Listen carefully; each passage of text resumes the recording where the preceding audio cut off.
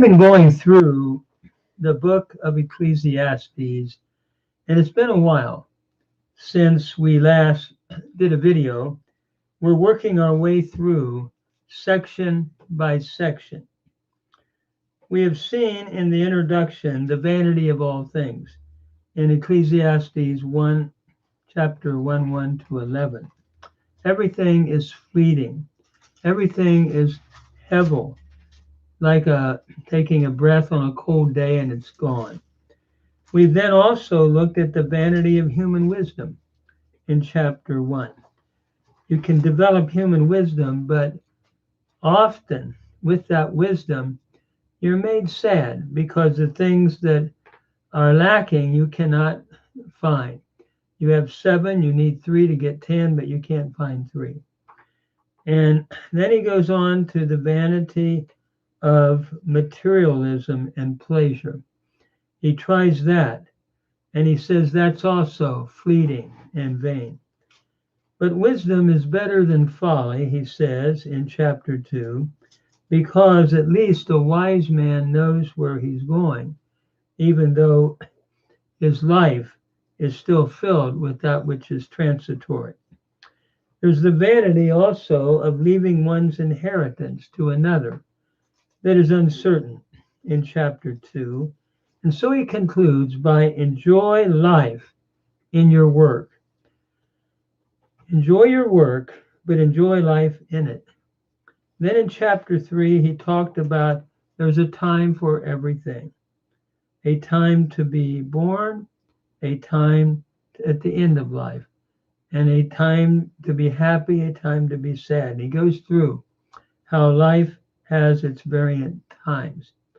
And then he talks about how, furthermore, the unrighteousness is found often in the place of judgment. Where there should be righteousness, Kohelet says often you find unrighteousness. Then in chapter 4, he talked about oppressions that are done under the sun and how the oppressor oppresses the oppressed and how difficult it is. He then talked about the balance between work and rest, saying have one handful of work and one handful of rest. He talked about the vanity of the lonely miser, the vanity of one who is lonely and yet stingy with what he has. But then in the midst of that, he talks about how friendship is valuable, the valuable of friendship. 2 are better than 1, and a threefold cord cannot easily be broken. So friendship is something one needs to cultivate. He then talked about the vanity of popularity. A king does not understand that his popularity is fleeting. He talks about that and applies that to life in general. Often as we go through life, we think popularity will last, but it really won't. Shakespeare well said that we are all actors on a stage. We go on the stage, do our part, and then we go off the stage and new actors come on. And that's true, whether it's in business, whether it's in church work, whether it's in teaching. Popularity fades, and especially as one gets older, I think that Kohelet would argue. Then there's the vanity of rash vows. You can take a vow, but if you don't fulfill it, the Lord will hold you responsible, he says in chapter 5. There is the oppression of the poor that's found because of the greediness of others, and the poor seem to go on being oppressed. And then in chapter 5, there's the vanity of the love of money. It won't satisfy because the more you get, the more eaters want to have it. And at the end of life, one leaves life the way he came in, without anything. So he talks about the vanity of loving money. It won't pay off. Then there's the vanity of the wealthy miser who has money, but who doesn't spread it around, and the vanity of that in chapter 6. As we come to chapter 7, we saw that he begins to do more of Proverbs, talking about how some things are better than others. For example, it's better to go to a funeral than to a wedding because one takes more to heart the seriousness of life. Then he talks about the attitude in prosperity and in adversity, the attitude that we need to have. This is in chapter 7, verses 13 and 14. And so now we come to chapter 7, 15 to 22, the anomaly of life. Let's read that in the Kohelet. All things I have seen in the days of my vanity. There is a just man that perisheth in his righteousness, and there's a wicked man that prolongs his life in his wickedness. Be not overly righteous, neither make yourself overly wise. Why should you destroy yourself? So be not much wicked, overly wicked, neither be foolish. Again, why should you die before your time, the Kohelet says. It is good that you should take hold of this, yes, also from this. Withdraw not your hand, for he that feareth God shall come forth with both of them. Wisdom strengthens the wise more than 10 mighty men which are in the city. For there is not a just man upon earth that does good and sins not. Also, don't take heed unto all the words that are spoken to you, lest you should hear your servant curse you. For oft times you yourself know that you have done likewise, and you have cursed others. Let me just talk about these verses. In verses 15 to 22, then, the Kohelet continues to talk about the different ways and regulations for life. All things, remember, he says, I have seen in the days of my vanity, that there is a righteous man that perishes in his righteousness, and there is a wicked man that prolongs his life in his wickedness. The reality is that one can be righteous and still have tragedy happen. On the one hand, one can be wicked and have a long, healthy life, and even with prosperity. He is simply putting away the idea that the righteous will always prosper. He would not then be a health and wealth gospel type of preacher. He is saying that it is not real when you look at life that way. So do not be righteous over much, neither make yourself overly wise. For why should you destroy yourself? Do not be righteous then over much in the sense by thinking that your righteousness will help you avoid all the calamities of life. Accept the fact that there are things that you just cannot explain. Otherwise, why would you destroy yourself and teach that type of theology which in the end does not work out? This is what Job is saying, I believe. His friends felt that one can explain human pain and suffering. It is because of sin and disobedience. While some of that can be true, it certainly is not always true, the Kohelet is saying. Often a righteous person can suffer, and a wicked person can have a beautiful life with no suffering.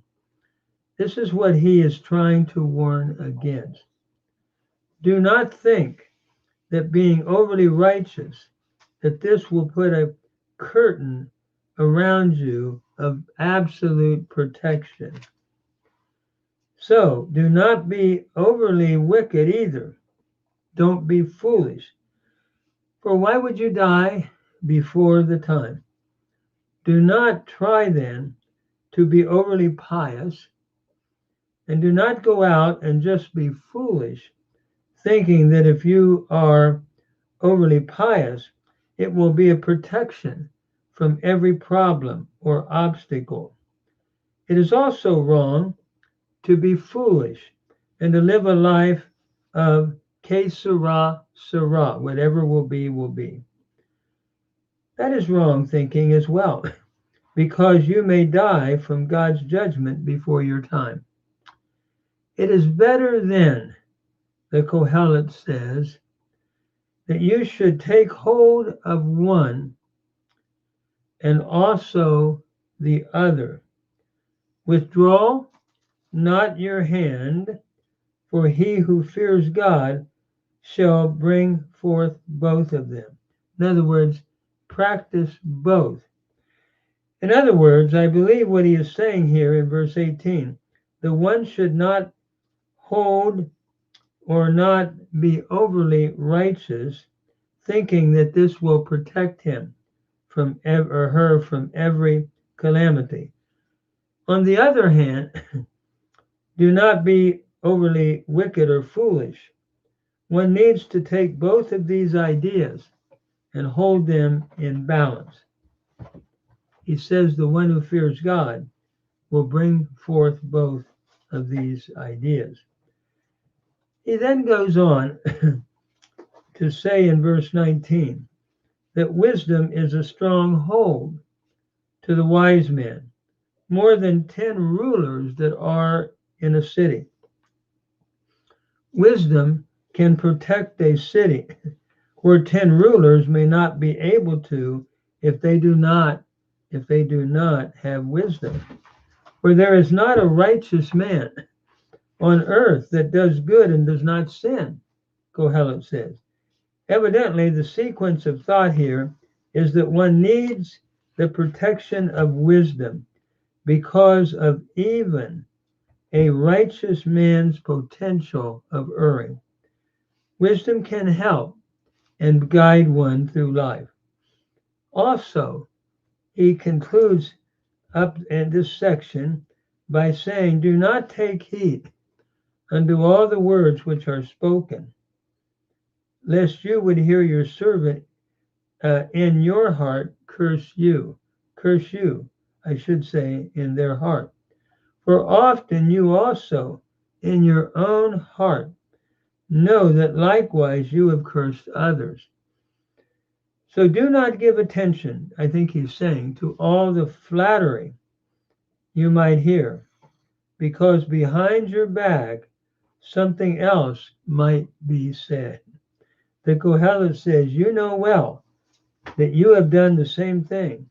So beware of all the words spoken to you, so you do not think negative words are not spoken behind your back. In other words, don't be fooled. They may speak positive words to your face while speaking negative words behind your back. Then in verses 23 to 29, the Kohelet warns against adultery and against the adulterous woman. All this, he says in 23, I prove by wisdom. He's moving to another theme. I said, I will be wise, but it was far from me. That which is far off and exceedingly deep, who can find it out? I applied my heart to know and to search and to seek out wisdom and the reason of things, and to know the wickedness, he is saying, of folly, and to know its opposite and of madness. And I find more bitter than death the woman whose heart is snares and nets, and her hands as bands. Whoso pleases God will shall escape from her, but the sinner shall be taken by her.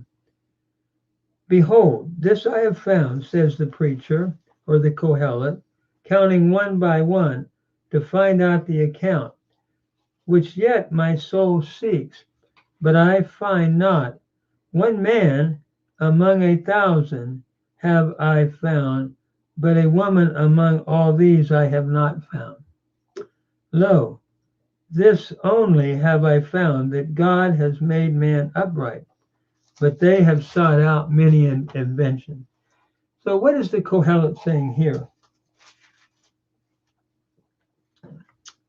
He goes on to say, just summarizing it,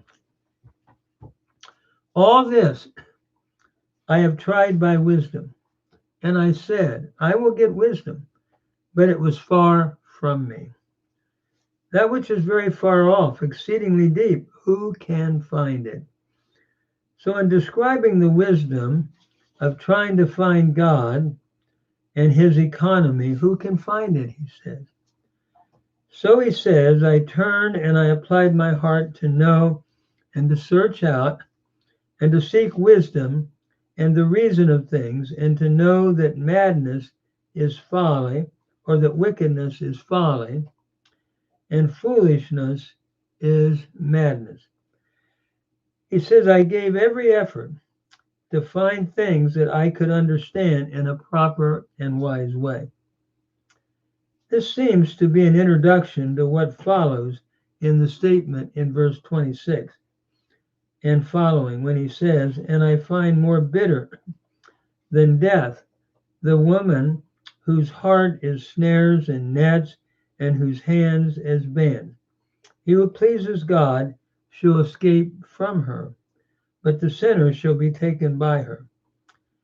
I think he is talking about the prostitution and harlotry that must have been going on at this time. We also have a similar reference of the same type of warning in Proverbs 7. The sinner shall be taken by the adulterous one. The one who breaks God's laws will be captured by this person, the Kohelet is saying.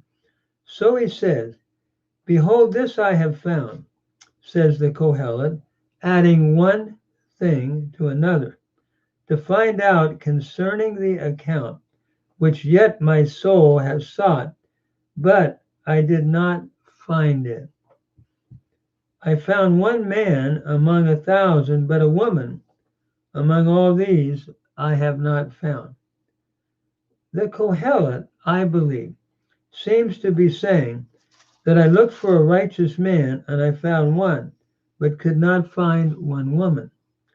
I do not think he is saying there are no righteous women, because he later says, enjoy life with your wife all the vain years of your life. And by the way, there's not a better tribute to a virtuous wife than Proverbs 31. I call my wonderful wife Janet, my Eshet Chayil, wife of valor, from Proverbs 31. So I think he is speaking here in an exaggerative way about the problem, it seems, of immorality that must have been dominant at the time of the writing of the book, and continues to be dominant when we see the kind of harlotry and immorality he seems to be speaking about. And then he concludes by saying, behold, this only have I found, that God has made man upright, but they have sought out many inventions. That is, God has made man in the very beginning upright, but because of human sin, there has been an effort on the part of humankind to do away with the Lord's uprightness and to seek out many inventions that are not in the will of God. I think it is probably looking at sexual immorality again in this verse as well, and warning against it. Then in chapter 8, 1 to 9, he comes to one's relation to a king, an oriental king at this time. The text reads, "Who is the wise man, and who knows the interpretation of a thing? A man's wisdom makes his face to shine, and the boldness of his face shall be changed. I counsel you to keep the king's commandment, and that in regard to the oath of God. Be not hasty to go out of his sight.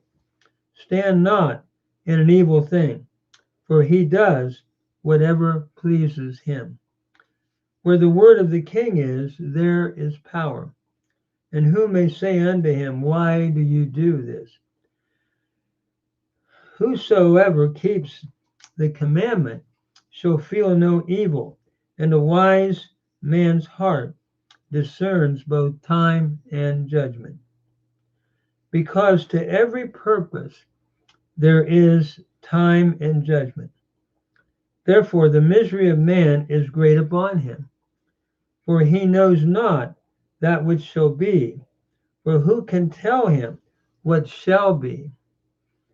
There is no man who has power over the Spirit to retain the Spirit, neither has he power over the day of death. And there is no discharge in that war, neither shall wickedness deliver those that are given to it. All this I have seen, and applied my heart unto every work that is done under the sun. There's a time wherein, he says, one man rules over another to his own hurt. In Ecclesiastes, then, chapter 8,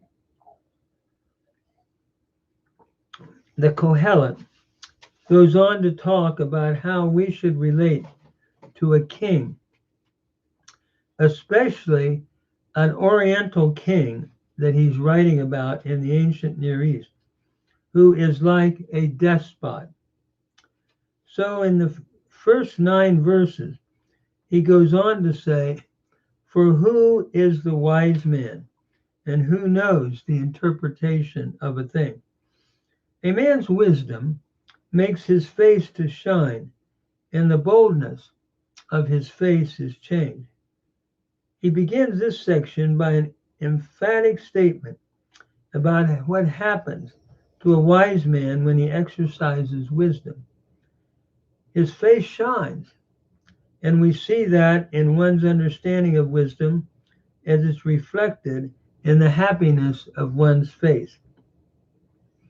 Having seen this and the calm, benevolent look that comes to a wise person, he goes on to say, As far as a king is concerned, I am counseling you to keep the king's command, and that especially in regard to the oath of God.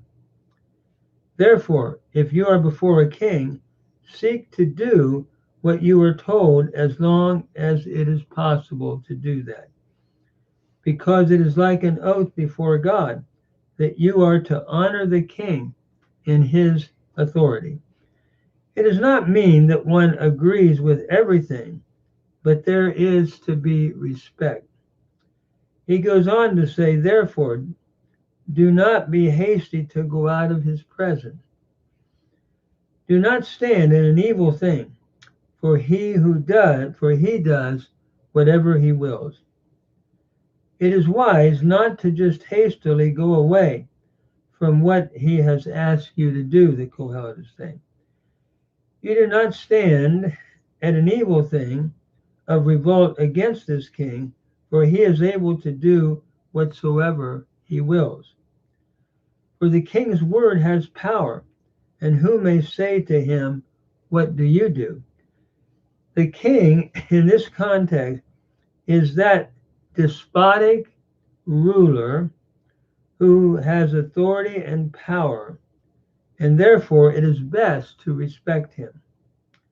Do not stand at an evil thing against the king, because he has power that he can wield against you, Kohelet is saying. And whosoever keeps the commandment shall know no evil thing. And a wise man's heart discerns both time and judgment. So, as one keeps the commandment of a king, he will be protected, the Kohelet seems to say, from the king's wrath. The heart of a wise man is able to know how to wait on God's timetable relative to even the king. Instead of being rash with the king, wait on God to deal with the circumstances, he seems to be saying. For to every matter there is a time and judgment. For the evil of man is great upon him, for he does not know what shall be, for when it comes, who can declare it unto him? The thought seems to be that one does not know the future here, even in terms of a king's future. Therefore, one is to wait on the Lord. If there needs to be a reckoning, even with the king, then God will do that. He goes on to say in verse 8, there is no man who has power over the wind to restrain it, neither has he power over the day of death. So even a king, as powerful as he may be, does not have power to restrain the wind, nor power to even overcome or conquer the reality of his own finitude. There is no discharge in this, neither shall wickedness deliver him who is given to it. One cannot get out of the idea of powerlessness here.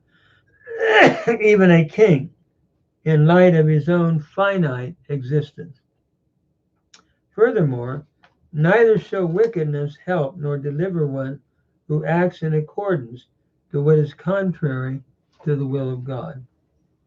Therefore, what he is saying, do not be rash in your relationship to the king, but be patient as much as possible and recognize that even a king, as well as every human being, is powerless before the King of Kings. All this, that is the Lord, all this time, he said, all this I have seen and applied my heart to. Whatever work that is done under the sun, there is a time, however, when one man has power over another to his hurt. He is trying to advise, it seems, that at certain times people can use power to hurt others. Therefore, if you follow the wisdom that I have been saying, the Kohelet is saying, it will give you a way of living in relationship to such a powerful person. I think I'm going to stop there. I'm working my way through gradually, again, the Kohelet. And we're up now to Ecclesiastes 8:10-17, where we'll be looking at the short-lived memory of a righteous man. And that will begin in the next video. And there's a lot of interesting videos, or I should say, interesting discussion in Kohelet that is to come. There'll also be the inscrutable providence of God, that we can't fully grasp it, and how the unpredictability of life, the wisdom that's not often heeded, the difference between folly and wisdom, and then he begins to lead up finally to old age. And so he's trying to give a way of teaching one who's listening to him as the Kohelet, the one who is preaching, I should say, or addressing an assembly of learners, to take my philosophy and apply it to every area of life. So Kohelet is the most philosophical book in the Hebrew Bible. And it promotes thinking, and he's a great thinker. And I think looking through this book will add a lot of insight and wisdom into how to live life in the world. And the ultimate conclusion of it is, since all is vanity, fear God and keep his commandment. We'll get to that at the end of the book.